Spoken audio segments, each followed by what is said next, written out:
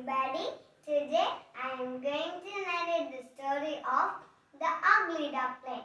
This story took place a long time ago during a beautiful summer when everything was green and the sun was shining proudly. A mama duck was brooding her eggs.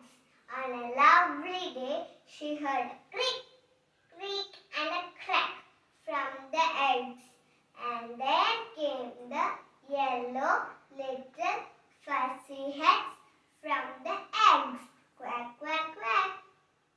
But the biggest egg hatched a little late. That duckling was very ugly, big and grey. All of them went swimming and they loved it. No other animals liked the grey duckling. Everyone called him the Ugly Duckling. The grey duckling asked sadly, "Mama, why am I grey and not good looking like others?" Mama Duck said, "Because you are special and unique." But everyone was mean to him. He said, "Nobody wants to talk to me or play with me because I am ugly.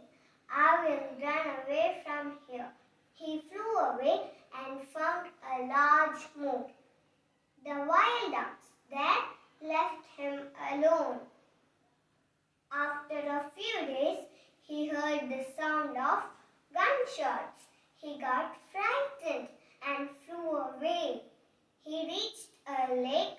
The Ugly Duckling crawled into the tall green reeds where he could stay hidden for the rest of his life. Soon summer became fall and the leaves turned brown and red and gold. Then the winter came and snow fell.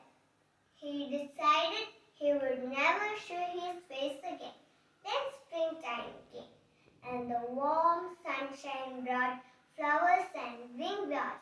But still, the Ugly Duckling stayed hidden. Until one day, he heard a splash. "Wow, it's so pretty. It's a swan." The Ugly Duckling found himself a swan too. And they lived happily ever after. The moral of this story is, believe in yourself. Thank you.